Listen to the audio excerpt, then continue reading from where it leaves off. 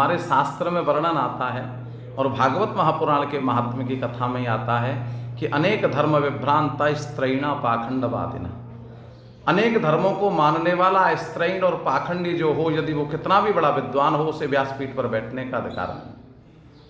और तुम व्यासपीठ पर बैठ करके इस प्रकार का कथन करना कि अब मैंने ये भी सुना था, बहुत लोगों ने उसमें एक शब्द डाला है कि पूरा प्रसंग सुनना चाहिए, उसके बाद टिप्पणी करनी चाहिए। पर मैं आप सबको ये पूछना चाहता हूँ कि उस प्रसंग को सुनने के बाद क्या और प्रसंग सुनने के लिए कुछ रह जाता है?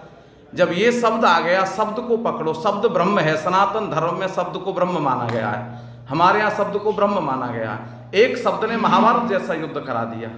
इसीलिए हमारे यहाँ कहते हैं कि शब्द को बोलते समय तोल लेना चाहिए, क्योंकि बाणी बाण का काम करती है।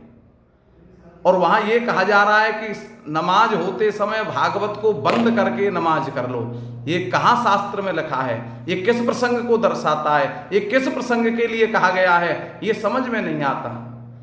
जो विधर्मी हमारे धर्म का खंडन करने पर तुले हुए हैं, जिन विधर्मियों ने अपने साम्राज्य में हमारे वेदों को नष्ट कर दिया, धर्म ग्रंथों को नष्ट कर दिया, उन विधर्मियों के लिए इस तरीके का कथन, और वो भी व्यासपीठ पर बैठ करके, कहाँ की शोभा देता है?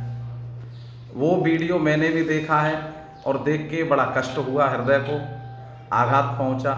क्योंकि सनातन धर्म की पीठ पर बैठ करके कोई साधारण व्यक्ति यदि किसी बात को कहे तो उसका समाज के ऊपर ना अंतर आता है, ना धर्म को हानि पहुंचती है। उसी बात को हम एक धर्म पीठ पर बैठ करके, और वो भी भारत की सबसे पवित्र नहीं, विश्व की सबसे पवित्र व्यासपीठ, उस पर बैठ करके हम इस प्रकार की बातें कहें। अरे हरि के ऊपर तो संसार की कोई वस्तु नहीं हो सकती। अगर देवता भी आए, अगर स्वयं देवता कहें कि हम नमन करते हैं, व्यासपीठ पर बैठे हुए व्यक्ति को, गुरु को छोड़कर किसी को प्रणाम करने का अधिकार क्यों नहीं है? क्योंकि व्यासपीठ की मर्यादा सर्वोपरि है।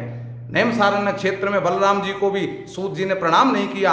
और भागवत के पाठ को छोड़ करके नमाज पढ़ना किस धर्म ग्रंथ में लिखा हुआ है? और लिखा हुआ है तो भी गलत लिखा हुआ है। कहीं पढ़ लिया है उन्होंने भ्रामक रूप से, तो भी गलत पढ़ लिया है। ऐसा कहीं है ही नहीं, क्योंकि शास्त्र की मर्यादा है। भागवत भगवान पंचम वेद हैं और वेद सर्वोपरि हैं। आत्मविश्वास नहीं बढ़ता, आत्मविश्वास आध्यात्म से बढ़ता है। और जिस व्यासपीठ पर बैठ करके वो भागवत पर शराब की बात कर रही हैं, मैं उनसे नहीं और अन्य बहुत वक्ता और वक्त्री इस प्रकार के कथन करते, उन सबको एक संदेश देना चाहता हूं। जिस भागवत के महात्म में तुम कहते हो इंद्र अमृत का कलश लेकर के आया, और जो भागवत के सामने अमृत का कलश फीका पड़ गया, अमृत का कलश अमृत पी करके देवता उस भागवत के सामने आत्मविश्वास नहीं जगा पाए। महाराज परीक्षित ने अमृत को ठोकर मार दी कि मैं भागवत रूपी अमृत पीकर मरना चाहता हूं, लेकिन ये देवालय का, देवलोक का अमृत पीकर जीना नहीं चाहता। उस अमृत की तुलना भागवत से नहीं हो सकती। तो क्या भागवत पीठ पर बैठ करके हम ये संदेश दें समाज को कि तुम शराब से आत्मविश्वास बढ़ाओगे?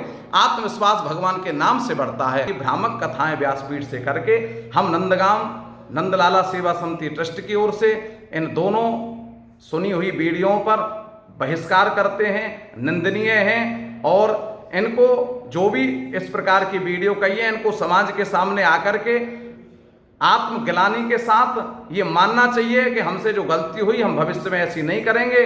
नहीं तो इस सनातन का अपमान है, ये हमारे हिंदू धर्म का अपमान है, ये व्यासपीठ का अपमान है।